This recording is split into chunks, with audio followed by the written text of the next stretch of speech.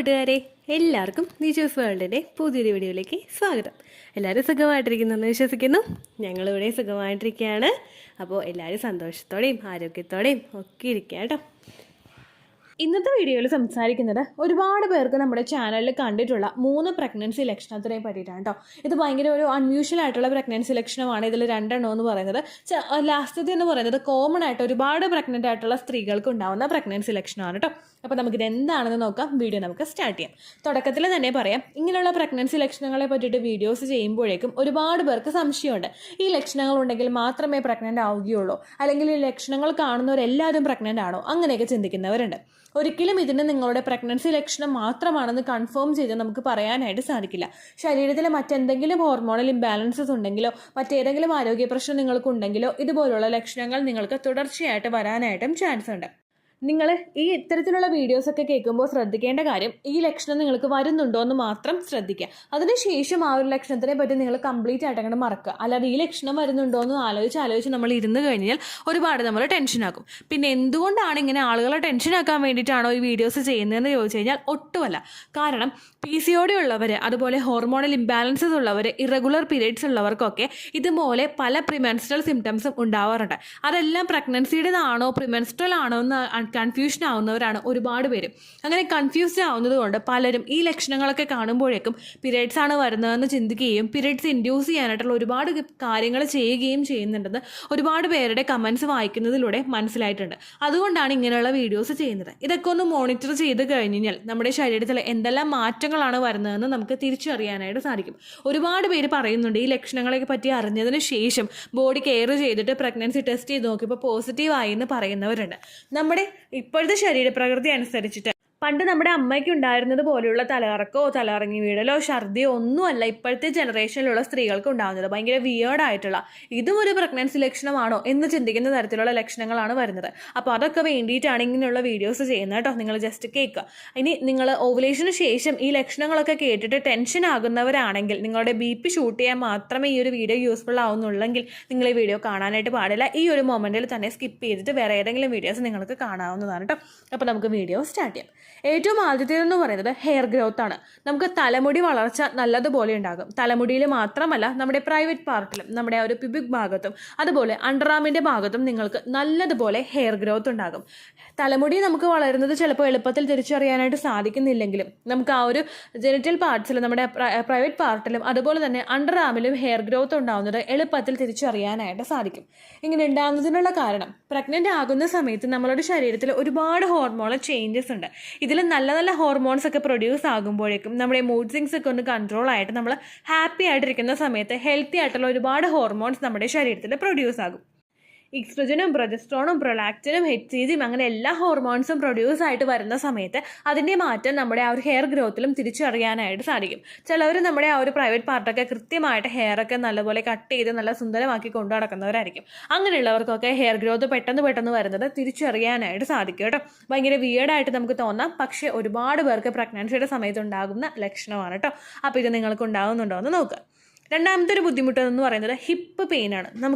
നമ്മൾ കൈ വെക്കുന്ന ആ ഒരു ഇടുപ്പിൻ്റെ ഭാഗം ഉണ്ടാവുമല്ലോ, ആ ഒരു ഭാഗത്ത് നമുക്ക് വേദനയും അസ്വസ്ഥതയും ഉണ്ടാവുക.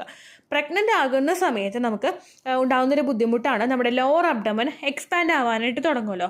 ഇതിൻ്റെ എക്സ്പാൻഷൻ കൃത്യമായിട്ട് നടക്കണമെങ്കിൽ, നമ്മുടെ യൂട്രസിൻ്റെ എക്സ്പാൻഷൻ കൃത്യമായിട്ട് പോകണമെങ്കിൽ നമ്മളുടെ ശരീരത്തിൽ റിലാക്സിൻ എന്ന് പറയുന്നൊരു ഹോർമോൺ പ്രൊഡ്യൂസ് ആകാറുണ്ട്. ഈ റിലാക്സിൻ ഹോർമോൺ പ്രഷർ കൊടുക്കുന്നതിൻ്റെ, ഒരു സപ്പോർട്ട് കൊടുക്കുന്നതിൻ്റെ ഭാഗമായിട്ട് നമ്മുടെ യൂട്രസ് എക്സ്പാൻഡ് ആകും.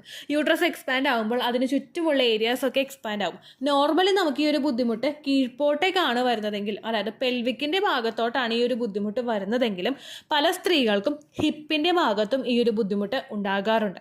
അതിൻ്റെ കാരണമെന്ന് പറയുന്നത് ഈ ഒരു പ്രഷർ, നമ്മുടെ ആ യൂട്രസിൻ്റെ സെയിം പ്രഷർ തന്നെ നമുക്ക് ആ ഒരു ബുദ്ധിമുട്ടും ഡിസ്കംഫർട്ടും ഒക്കെ നമുക്ക് ബാക്കിൻ്റെ ഭാഗത്ത്, ലോവർ ബാക്കിൻ്റെ ഭാഗത്ത് നമുക്ക് ഫീൽ ചെയ്യാറുണ്ട്. അതിൻ്റെ എഫക്റ്റ് കൊണ്ടാണ് പലർക്കും ഹിപ്പിൻ്റെ ഭാഗത്ത് ഭയങ്കര വേദന വരുന്നത്. എനിക്കൊക്കെ ആ പ്രഗ്നൻസിയുടെ സമയത്ത് പാൻറ്റീസ് പോലും ഇടാൻ പറ്റാത്തൊരു സിറ്റുവേഷൻ ആയിരുന്നു. കാരണം പാൻറ്റീസ് കിടക്കുന്ന ഭാഗത്ത് വേദന ഉണ്ടാവുക, അതുപോലെ പാൻറ്റ്, നമ്മൾ വീട്ടിലിടുന്ന ഡ്രസ്സിൻ്റെ കൂടെ പാൻറ്റ് നമ്മൾ ടൈറ്റായിട്ട് കെട്ടിക്കഴിഞ്ഞാൽ ബുദ്ധിമുട്ടുണ്ടാവുക. അങ്ങനെയൊക്കെ വന്നിട്ട് ഞാനൊക്കെ ആ പ്രഗ്നൻസിയുടെ സമയത്ത് ഒരു ഫുൾ ഗൗണായിരുന്നു മേടിച്ചിട്ടുകൊണ്ടിരുന്നത് വെച്ചാൽ. എനിക്ക് നൈറ്റ് ഇടാൻ ഇഷ്ടമല്ല, അതുകൊണ്ട് ഞാൻ ഫുള്ളായിട്ടുള്ളൊരു ഗൗണായിരുന്നു മേടിച്ചിട്ടുകൊണ്ടിരുന്നത് വെച്ചാൽ. അത്രയ്ക്കും അസ്വസ്ഥതയും വേദനയായിരുന്നു. പാൻറ്റീസ് നമ്മൾ കയറ്റി ഇറക്കുക അങ്ങനെയായിരുന്നു ചെയ്തുകൊണ്ടിരുന്നത് വെച്ചാൽ. കാരണം ഇത് ഒരു നേരം കുറച്ചൊരു 15-20 മിനിറ്റ് ഒരു ഭാഗത്ത് കിടന്നു കഴിഞ്ഞാൽ ബുദ്ധിമുട്ട്. അപ്പോൾ വരുമ്പോഴേക്കും നമ്മൾ അതിൻ്റെ വേറൊരു പൊസിഷൻ മാറ്റി ഇട്ട് കൊടുക്കേണ്ടി വരുന്ന ഒരവസ്ഥ. പ്രഗ്നൻസിയുടെ സ്റ്റാർട്ടിംഗ് സ്റ്റേജിൽ തന്നെ പലർക്കും ഇത് ഫീൽ ചെയ്യാറുണ്ട്. ദെൻ അതിനുശേഷം നമ്മുടെ ബെല്ലി വളരുന്നതിനനുസരിച്ചിട്ട് ഈ ഒരു പെയിൻ കൂടി വരികയാണ് ചെയ്യുന്നത്. എനിക്ക് ഈ ഒരു അസ്വസ്ഥത സ്റ്റാർട്ടിംഗ് സ്റ്റേജിൽ തന്നെ കൂടിയപ്പോഴേക്കും ഞാൻ ഡോക്ടറോട് പറഞ്ഞായിരുന്നു എനിക്ക് വേദനയും ബുദ്ധിമുട്ടുണ്ടെന്ന് പറഞ്ഞപ്പോഴേക്കും അവർ വിറ്റമിൻ ഇയുടെ സപ്ലിമെൻറ്റ് തന്നായിരുന്നു. വിറ്റമിൻ ഇ മെഡിസിൻ കഴിക്കുമ്പോഴേക്കും മസിൽസൊക്കെ ഒന്ന് എക്സ്പാൻഡ് ആവാനായിട്ടുള്ളൊരു സപ്പോർട്ട് ശരീരത്തിൽ നോർമലായിട്ട് കിട്ടും. അപ്പോൾ അതുകൊണ്ട് ആ മെഡിസിൻ കണ്ടിന്യൂസ് എടുത്തോളാനാണ് പറഞ്ഞത്. അത് എടുത്തപ്പോഴേക്കും ചെറിയൊരു വേദനയ്ക്ക് ബുദ്ധിമുട്ട് ആ ഒരു ഡിസ്കംഫർട്ടൊക്കെ ഒന്ന് കുറഞ്ഞിട്ടോ.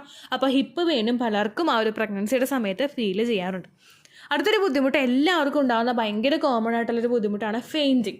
നമ്മൾ തല കറങ്ങി വീഴുന്നത് പോലുള്ളൊരു സിറ്റുവേഷൻ. ചിലർ വീഴുക, ചിലർ വീഴാനായിട്ട് പോവുക. നമ്മൾ ഇരുന്നിട്ട് എഴുന്നേൽക്കുന്ന സമയത്ത്, കുമ്പിട്ട് നിവരുന്ന സമയത്ത്, അതുപോലെ കിടക്കേന്ന് ജസ്റ്റ് ഒന്ന് എഴുന്നേൽക്കുന്ന സമയത്തൊക്കെ ആയിരിക്കും ഈ ഒരു ബുദ്ധിമുട്ട് കൂടുതലായിട്ട് വരുന്നത് കേട്ടോ. എനിക്കെന്ന് പറയുന്നത് ജോലി ചെയ്യുന്ന സമയത്തൊക്കെ ഈ ബുദ്ധിമുട്ട് നല്ല പോലെ ഉണ്ടായിരുന്നു. എൻ്റെ ഫസ്റ്റ് പ്രഗ്നൻസിയിൽ ഞാൻ തലറങ്ങി വീണിട്ടേ ഇല്ല, ഒരു ബുദ്ധിമുട്ടേ എനിക്കുണ്ടായിരുന്നില്ല. പക്ഷേ സെക്കൻഡ് ടൈം പ്രഗ്നൻ്റ് ആയിരുന്നപ്പോഴേക്കും അടുക്കളയിൽ എന്തെങ്കിലും കുക്ക് ചെയ്തുകൊണ്ടിരിക്കുമ്പോഴേക്കും ചിലപ്പോൾ അരമണിക്കൂർ അല്ലെങ്കിൽ 1 മണിക്കൂർ ഒറ്റ സ്ട്രെച്ചിൽ നിന്ന് ചെയ്യാനായിട്ടുള്ള കാര്യങ്ങളുണ്ടാകും. അങ്ങനെയൊക്കെ ചെയ്യുന്ന സമയത്ത് ഈ അസ്വസ്ഥത ഒരുപാടുണ്ടായിരുന്നു. എനിക്ക് ശരിക്കും സെക്കൻഡ് പ്രഗ്നൻസിയിൽ ഞാൻ പ്രഗ്നൻസി ടെസ്റ്റ് ചെയ്യാമെന്ന് പറഞ്ഞ് ഇറങ്ങി തിരിച്ചത് തന്നെ ഒരു തേങ്ങ ഇങ്ങനെ ചിരണ്ടിക്കൊണ്ടിരിക്കുകയായിരുന്നു. ആ സമയത്ത് പെട്ടെന്ന് തല അങ്ങോട്ട് പാളി പോകുന്നത് പോലുള്ളൊരവസ്ഥ. ഒന്ന് ഇരുന്നില്ലെങ്കിൽ ഞാൻ വീഴുമെന്നുള്ളൊരു അവസ്ഥയായിരുന്നു ഉണ്ടായിക്കൊണ്ടിരുന്നത് ചേട്ടോ. നമ്മൾ പ്രഗ്നൻ്റ് ആകുന്ന സമയത്ത് പ്രൊജസ്ട്രോൺ ഹോർമോൺ ശരീരത്തിൽ ഷൂട്ടപ്പ് ആവാറുണ്ട്. അതിൻ്റെ ഭാഗമായിട്ടാണ് പലർക്കും ഈ ഒരു ബുദ്ധിമുട്ട് ഉണ്ടാകുന്നത്. പിന്നെ നിങ്ങൾ മസ്റ്റായിട്ടൊരു കാര്യം ശ്രദ്ധിക്കണം. പ്രൊജസ്ട്രോണിൻ്റെ സപ്ലിമെൻറ്റ്സ് എടുക്കുന്നവരാണ് നിങ്ങളെങ്കിൽ ഈ ഒരു ലക്ഷണം മാത്രമേ നിങ്ങൾക്കുള്ളെങ്കിൽ അത് പ്രഗ്നൻസിയുടേതാണെന്ന് നമുക്ക് കൺഫേം ചെയ്യാനായിട്ട് സാധിക്കില്ല കേട്ടോ. പ്രൊജസ്ട്രോണിൻ്റെ മെഡിസിൻ ഉള്ളിലെടുക്കുന്നവർക്കും അതുപോലെ അതിന് വജൈനയിൽ ഇൻസേർട്ട് ചെയ്യുന്നവർക്കും ഈ ലക്ഷണങ്ങൾ ആ മെഡിസിൻ എടുക്കുന്ന സമയം മുതൽ നിങ്ങളുടെ ശരീരം ആ മെഡിസിനായിട്ട് പൊരുത്തപ്പെടുന്ന സമയം വരെ ഉണ്ടാകാനായിട്ട് ചാൻസ് ഉണ്ട്. അതുകൊണ്ട് ആ സമയത്ത് നമുക്കിത് കൃത്യമായിട്ട് മനസ്സിലാക്കാനായിട്ട് സാധിക്കില്ല. പ്രഗ്നൻസി ആണോ പീരിയഡ്സ് ആണോ മെഡിസിൻ്റെ സൈഡ് എഫക്റ്റ് ആണോ എന്ന് മനസ്സിലാക്കാനായിട്ട് സാധിക്കില്ല. പക്ഷേ മെഡിസിൻ്റെ ആ ഒരു സപ്ലിമെൻറ്റ്സ് ഫുള്ളായിട്ട് നമ്മൾ നിർത്തി കഴിഞ്ഞിട്ടും ഈ ലക്ഷണം കാണുന്നുണ്ടെങ്കിൽ അത് പ്രഗ്നൻസിയുടേതാകാനായിട്ട് ചാൻസ് ഉണ്ട് കേട്ടോ. ഈ 3 ലക്ഷണങ്ങൾ കാണുമ്പോഴേക്കും നിങ്ങൾ ശരീരം മസ്റ്റായിട്ട് ശ്രദ്ധിക്കുക. ചിലപ്പോൾ അത് പ്രഗ്നൻസിയുടേതാകാനായിട്ടും ചാൻസ് ഉണ്ട്. ഇനി ആ ലക്ഷണം കണ്ടില്ലെങ്കിലും നിങ്ങൾ വിഷമിക്കേണ്ട ആവശ്യമില്ല. വീഡിയോയുടെ തുടക്കത്തിൽ പറഞ്ഞതുപോലെ ശരീരം ശ്രദ്ധിക്കുക മാത്രം നിങ്ങൾ ചെയ്യുക കേട്ടോ.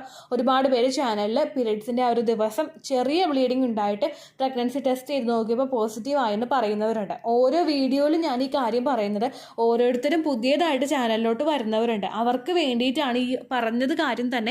അതായത് ബ്ലീഡിങ് ഉണ്ടെങ്കിലും പ്രഗ്നൻസി ആകുമെന്ന് പിന്നെയും പറയുന്നത് കേട്ടോ. കാരണം ഒരുപാട് നമ്മുടെ ലൈഫ് സ്റ്റൈലിൽ വന്നിട്ടുള്ള വ്യത്യാസം കൊണ്ടാണ് ഇങ്ങനെ ഉണ്ടാകുന്നത്. ഇംപ്ലാന്റേഷൻ ബ്ലീഡിങ് ആയിട്ടോ ത്രെഡ് മിസ്കാരേജ് ആയിട്ടോ ഒക്കെ ഇങ്ങനെയുള്ള ഒരു ബുദ്ധിമുട്ട് വരുന്ന ഒരുപാട് പേരുണ്ട്. അപ്പോൾ പീരിയഡ്സ് ആവുന്ന ദിവസം എത്രത്തോളമാണ് ബ്ലീഡിങ് വരുന്നതെന്ന് നിങ്ങൾ ശ്രദ്ധിക്കുക. വളരെ കുറവാണ് ബ്ലീഡിങ് വരുന്നതെങ്കിൽ മസ്റ്റായിട്ട് നിങ്ങൾ കാർഡ് ടെസ്റ്റ് ചെയ്ത് നോക്കുക കേട്ടോ. അപ്പോൾ ഇത്രയേ ഉള്ളൂ വീഡിയോ. യൂസ്ഫുൾ ആയി കാണുമെന്ന് വിശ്വസിക്കുന്നു. യൂസ്ഫുൾ ആവുന്നുണ്ടെങ്കിൽ ലൈക്ക് ചെയ്യുക, ഫ്രണ്ട്സിനൊക്കെ ഷെയർ ചെയ്ത് കൊടുക്കുക കേട്ടോ. എന്തെങ്കിലും സംശയം ഉണ്ടെങ്കിൽ നിങ്ങൾ കമൻസിൽ ചോദിക്കുക. പഴയ വീഡിയോയ്ക്ക് കമൻസ് ഇടുന്നവർക്ക് റിപ്ലൈ കിട്ടുന്നില്ലെങ്കിൽ ലേറ്റസ്റ്റ് ആയിട്ട് ഏത് വീഡിയോ ആണോ അപ്ലോഡ് ചെയ്യുന്നത് അതിന് താഴെ ആ കമൻറ്റ് ഒന്ന് കോപ്പി പേസ്റ്റ് ചെയ്യാം കേട്ടോ. അപ്പോൾ അടുത്തൊരു വീഡിയോ ആയിട്ട് നമുക്ക് വീണ്ടും കാണാം. ബൈ.